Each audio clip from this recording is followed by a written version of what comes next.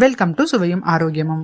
இன்னைக்கு நாம கருப்பு கவுனி அரிசி கீர், குதிரைவாலி தயிர் சாதம், குதிரைவாலியில லெமன் கர்ட் ரைஸ், நெல்லிக்காய் பச்சடி இதெல்லாம் தான் பார்க்க போறோம். வாங்க குயிக்கா பாத்திரலாம். 1 கப் அளவிலான கருப்பு கவுனி அரிசியை நல்லா வாஷ் பண்ணி நைட்டே ஊற வச்சிருங்க.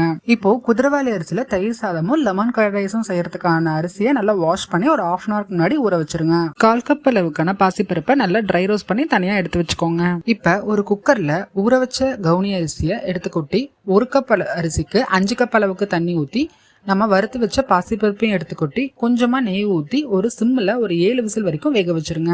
இப்போ இன்னொரு குக்கர்ல குதிரைவாலி அரிசியை போட்டுட்டு 1 டம்ளருக்கு 2 டம்ளர் அளவு தண்ணி ஊத்தி கொஞ்சமா கீ போட்டு 3 விசில் விட்டு வேக வச்சிருங்க.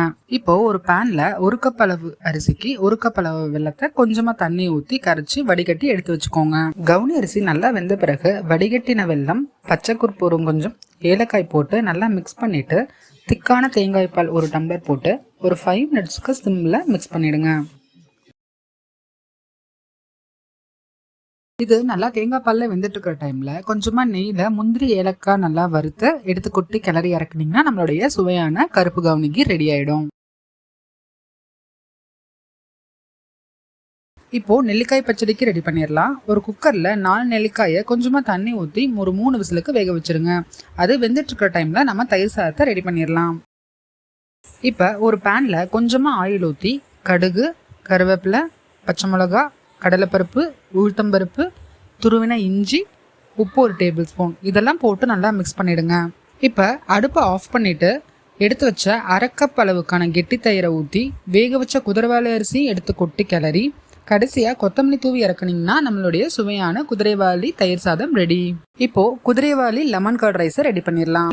கொஞ்சமா ஆயில் ஊற்றி கடுகு, கடலைப்பருப்பு 1 டேபிள் ஸ்பூன், உளுந்தம்பருப்பு 1 டேபிள் ஸ்பூன், நறுக்கின பச்சை மிளகா 3, கருவேப்பிலை கொஞ்சம், மஞ்சத்தூள் 1 டீஸ்பூன், ஒரு முழு எலுமிச்சையோட சாறு, உப்பு 1 டேபிள் ஸ்பூன் போட்டு நல்லா மிக்ஸ் பண்ணிட்டு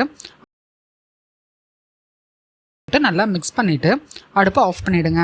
இப்போ 1/2 கப் கெட்டி தயிரை போட்டு நல்லா மிக்ஸ் பண்ணிட்டு நம்ம வேக வச்ச அரிசி எடுத்து கொட்டி 2 டேபிள் ஸ்பூன் அளவுக்கு தேங்காய் துருவல், 1 டேபிள் ஸ்பூன் அளவுக்கு வறுத்த நிலக்கடலையும் போட்டு நல்லா கிளறி இறக்குனீங்கன்னா நம்மளுடைய சுவையான குதிரைவாலி லெமன் கர்ட் ரைஸ் ரெடி ஆயிடும்.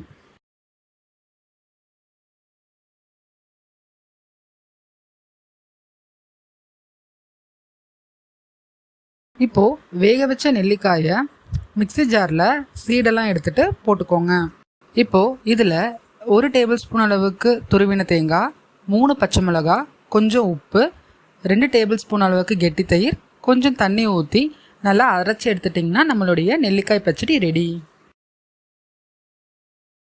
கண்டிப்பாக இந்த ரெசிபியெல்லாம் ஒரு தடவை ட்ரை பண்ணி பாருங்கள். நிச்சயமாக டிஃப்ரெண்ட்டாக இருக்கும்.